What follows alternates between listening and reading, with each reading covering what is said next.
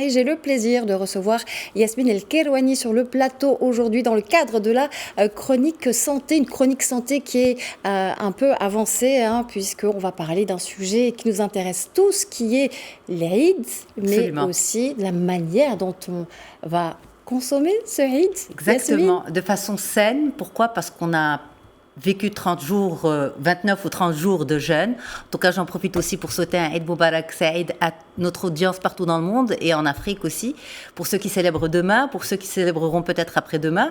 Mais voilà, on est tous amenés à retourner un petit peu à ce mode de consommation normal, à travers aussi ces jours de festivités où on se retrouve entre amis, en famille, etc. Mais comment garder tous les bienfaits du jeûne de ce mois sacré tout en célébrant l'Aïd? Eh bien, tout ça, on en parle tout de suite avec Khadija Jawan, qui est naturopathe holistique en direct avec nous de la ville de Marrakech. Lala Khadija, comment ça va? Parfait, super. Alhamdulillah. Heureuse de me retrouver avec vous. Ben, merci beaucoup, un plaisir de vous avoir. Alors, justement, on a tendance peut-être dès le lendemain et à travers les habitudes de fête de se retrouver à faire un petit déjeuner assez copieux le lendemain même, un petit déjeuner digne de Eid el-Fitr.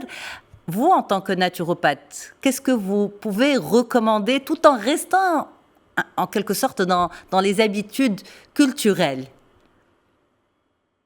Oui, alors il y a les habitudes culturelles et il y a les habitudes acquises.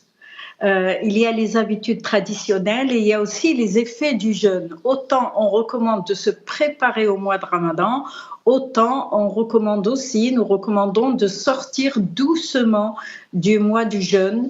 Et donc, l'accent serait mis le jour de la fête, c'est vraiment la festivité, c'est la joie de se rencontrer, c'est la joie de partager aussi et s'écouter. S'écouter parce que si on écoute son corps, on n'est plus dans la on peut le dire, dans la boulimie, on est plus dans le partage, dans la joie. Donc moi, je dirais plus un petit déjeuner joyeux que copieux. Joyeux, c'est-à-dire joyeux en couleur, joyeux en saveur, Joyeux, ça veut dire quoi, joyeux? C'est-à-dire dans la joie du partage. Alhamdoulilah, les gens sont sortis du mois de Ramadan et garder surtout les effets physiques, physiologiques, spirituels. Se retrouver pas spécialement que en famille, parce qu'il y a beaucoup de familles qui ne sont pas au rendez-vous le jour de la fête, mais il y a les amis, les voisins, il y a vraiment être dans la joie du partage. Et aussi, le festin, c'est les petits gâteaux à la marocaine, c'est le verre de thé. Aujourd'hui, les gens sont beaucoup dans le healthy food. Donc, on trouve beaucoup de personnes qui disent est-ce que le thé avec sucre ou sans sucre? Donc, on retrouve ça.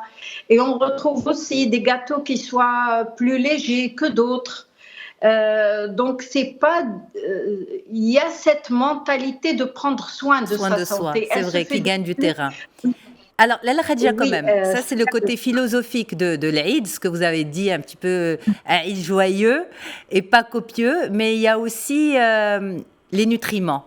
Quels sont les premiers nutriments, ou on va dire les nutriments essentiels à introduire dès le jour de l'Aïd, voilà, sur lesquels il faudrait insister peut-être?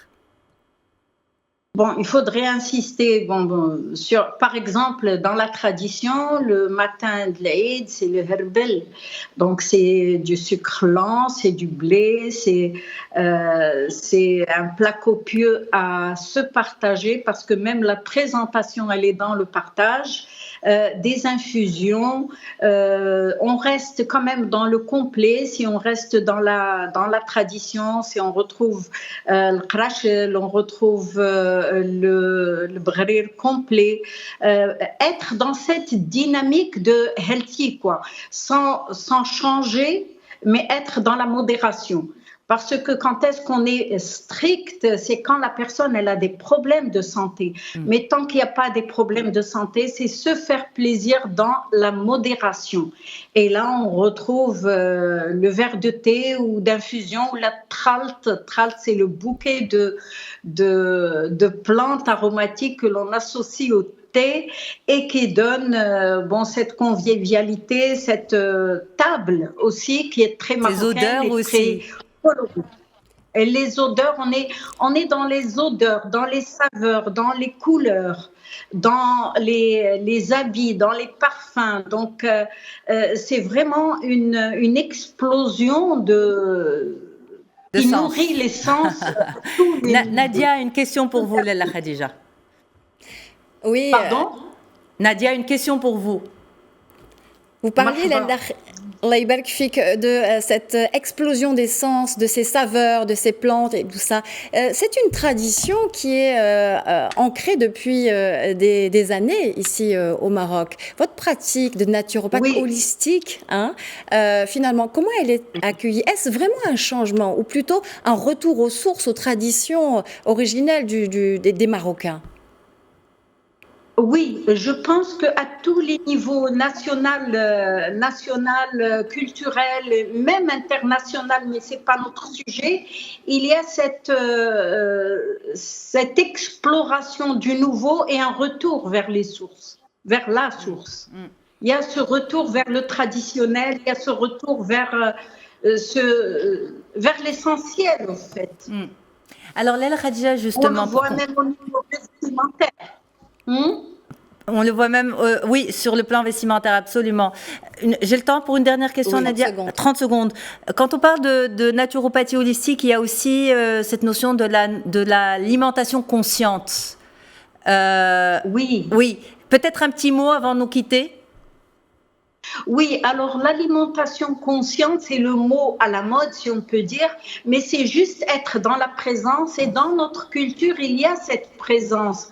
En commençant par Bismillah, en terminant par Alhamdulillah, c'est une parenthèse qui fait que nous sommes dans cette présence, mais le dire au niveau traditionnel, ça passe maintenant, on voudrait que ça passe mieux. Khadija Jaouane, merci infiniment d'avoir été avec nous aujourd'hui, justement pour ce rendez-vous. Finalement, pas de santé, mais de bien-être. Comment passer ce Eid en toute conscience, joyeux et non pas copieux, sain et non pas rempli de sucreries. Merci beaucoup. Merci Nadia, merci infiniment pour cette parenthèse. Et merci à vous, Yasmine El Karouani, d'avoir été avec nous